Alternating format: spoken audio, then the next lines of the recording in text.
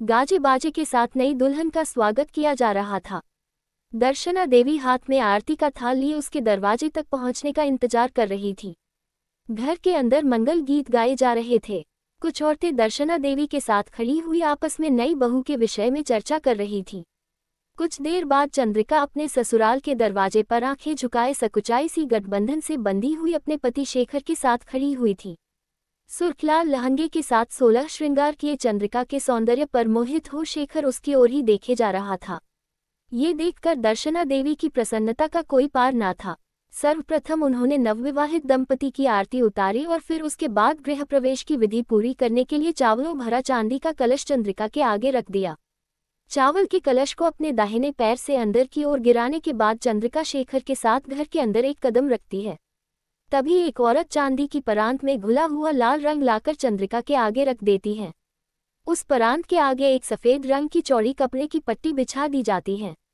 शेखर चंद्रिका की गठबंधन की ओढ़नी लेकर अलग खड़ा हो जाता है और चंद्रिका अपना पैर परांत में रखते हुए आगे बढ़ती है। परांत से पैर निकालकर चंद्रिका उस सफेद रंग के कपड़े पर अपने लाल रंग के पैरों के निशान बनाती हुई आगे बढ़ती है। उसके आगे बढ़ते ही गिरा हुआ कलश अपने आप सीधा हो जाता है। बिखरे हुए चावल कलश के अंदर भर जाते हैं और सफेद कपड़े से पैरों के निशान अपने आप ही मिट जाते हैं। दर्शना देवी की कुल परंपरा के अनुसार गृह प्रवेश के बाद नववधू को 8 दिन तक अपने कमरे में अकेले ही रहना होगा। इस बीच वह नए परिवेश में अजनबी लोगों के बीच सामंजस्य बिठाने की कोशिश करेगी। ये 8 दिन पुरुष के संयम और धैर्य की भी कड़ी परीक्षा होती थी। इन 8 दिनों में वह रात में अपनी पत्नी के कमरे में प्रवेश नहीं कर सकता था। सारी रस्में खत्म होने के बाद चंद्रिका को उसके कमरे में ले जाया गया। कमरे में दियों की रोशनी की गई थी। सुगंधित इत्र की खुशबू से कमरा महक रहा था। पलंग पर लाल चादर बिछी हुई थी जिसके ऊपर सफेद रंग का एक कंबल खुला बिछाया गया था। कमरे का दरवाजा बंद कर चंद्रिका ने अपना घूंघट खोलकर चैन की सांस ली। उसे यह कुल परंपरा कुछ अजीब सी लगी, लेकिन इसमें छुपी अच्छी शिक्षा को देखते हुए वह अपने आप को समझा देती है। विवाह की थकान की वजह से चंद्रिका को पलंग पर लेटते ही नींद आ जाती है।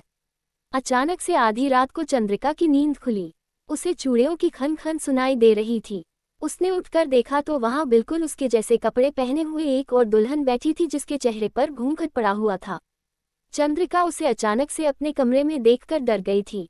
चंद्रिका जैसे ही उठकर उसके पास जाती है वैसे ही वह धीरे धीरे चलते हुए बाहर निकल जाती है। चंद्रिका उसे कई आवाजें भी लगाती है लेकिन वह नहीं रुकती। आखिर में चंद्रिका उसका पीछा करने लगती है।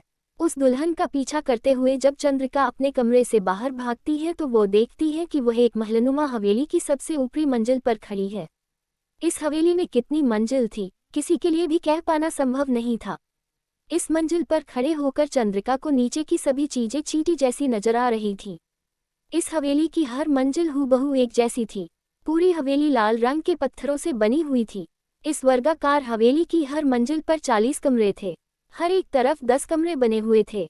हर 10 कमरों के बाद एक घुमावदार सीढ़ी थी। चारों दीवारों और उनसे लगे हुए पत्थर के स्तंभों पर एक जैसी नक्काशी और चित्रकारी उकेरी गई थी। बीच में एक बड़ा सा आंगन था। चंद्रिका ये सब देखकर कुछ देर के लिए हैरान हुई थी, लेकिन उसे ये सब कुछ जाना पहचाना लगा। जानने के लिए कहानी का अगला भाग जरूर देखें जो बहुत जल्द ही इस चैनल पर प्रसारित किया जाएगा। धन्यवाद।